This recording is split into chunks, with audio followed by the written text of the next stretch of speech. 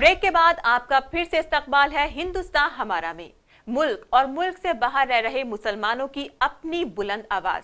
Break पर जाने से पहले हमने आपसे वादा किया था कि आज के मकाम में हम आपको मिलवाएंगे जनाब यूसुफ अंसारी से और रूबरू कराएंगे उनकी जिंदगी के रंग बदलते पहलुओं से।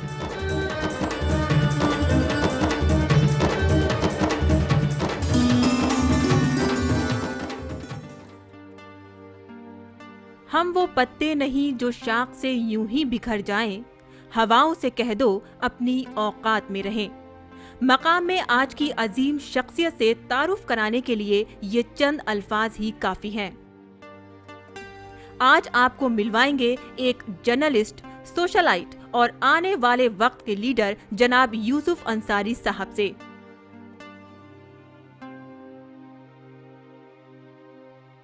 फर्श से अर्श तक का ये सफर कैसा रहा, जानेंगे उन्हीं की जुबानी।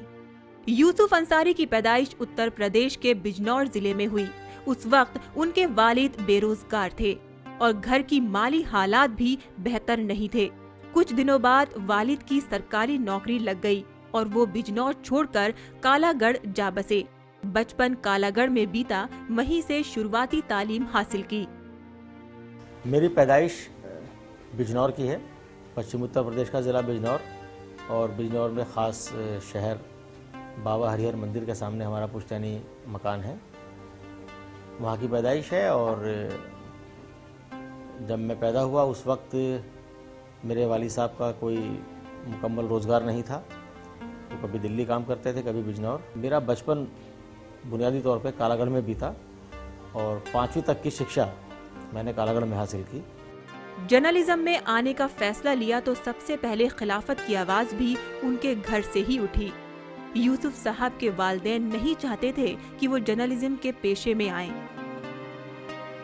1985 में वो दिल्ली आए और जर्नलिज्म के सफर की शुरुआत की। प्राइवेट चैनल न होने की वजह से उस वक्त जॉब के लिए बहुत मारामारी हुआ करती थी, लेकिन खुशकिस्मती यूसुफ साहब को जल्द ही जॉब मिल गई, जहां सीनियर सहाफियों से उन्हें बहुत कुछ सीखने को मिला। इस दौरान कई बार जान की बाजी लगाकर भी रिपोर्टिंग की, लेकिन कभी भी अपने फर्ज से मुंह नहीं मोड़ा। 24 सितंबर 2002 को जब जम्मू कश्मीर में मैं इलेक्शन कवरेज के लिए गया हुआ था, वहाँ एक मकान में टेररिस्ट छुपे हुए थे। इलेक्शन को डिस्टर्ब करने की कोशिश थी।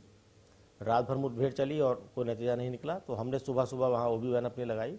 वो मुझे लगता है कि मेरी ज़िंदगी का सबसे रिस्की दिन था, सबसे ख़तरनाक, सबसे ख़तरा, जान का ख़तरा उसके अंदर ज़्यादा था।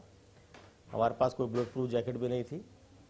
वो हमने 6:30 बजे रिपोर्टिंग शुरू की उसकी, और देखते ही देखते वो एक मुठभेड़, एक बहुत बड़ी मुठभेड़ बन गई, और उसे हमारे टीवी चैनल ने 3.5 घंटे लगातार विदाउट एनी ब्रेक, कोई कमर्शियल नहीं, उसे लाइव दिखाया। उस वक्त तक जुनून ये था कि किसी भी तरह सच्चाई को लोगों तक पहुंचाएं, उसके लिए चाहे हम अपनी जान की बाजी लगा दें।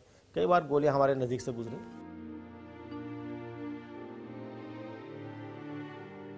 यूसुफ साहब की जाती जिंदगी में उनका परिवार सबसे अहम है। खाली वक्त मिलने पर वो किताबें पढ़ते हैं और बच्चों के साथ भरपूर वक्त बिताते हैं। तो परिवार के लिए जितना वक्त ज़रूरी है उतना वक्त मैं जैसे तैसे करके निकाल लेता हूँ। घूमने फिरने के साथ साथ गार्डनिंग करना भी उन्हें बेहद पसंद है। गार्डनिंग का शौक बचपन से रहा है। बचपन में जब थे, कालागढ़ में हम रहते थे, तो तरह तरह के फूल लगाना, फुलवारी लगाना, उसका शौक रहा है। बेटे की पैदाइश का लम्हा सबसे ज्यादा खास और खुशनुमा था। उस वक्त का एक किस्सा बताते हुए वो चुटकी लेते हैं। ऐसा लम्हा तो जब मेरा बेटा हुआ तो मेरी ज़िंदगी में वो एक सबसे सुखद लम्हा था। और इंटरेस्टिंग बात ये थी कि बेटा हुआ था और सब जगह बेटी होने की खबर चली गई। एक पत्रकार, जिसे दुनिया भर में सही खबरों के लिए जाना जाता है, वो अपने घर की खबर देने में नाकाम रहा। यूसुफ साहब को फिल्मों का शौक भी है, पर अब इसके लिए कम ही वक्त निकाल पाते हैं। नए दौर के गानों के बजाय पुराने जमाने के गीत आज भी उन्हें ज्यादा पसंद हैं। तुझसे नाराज नहीं जिंदगी है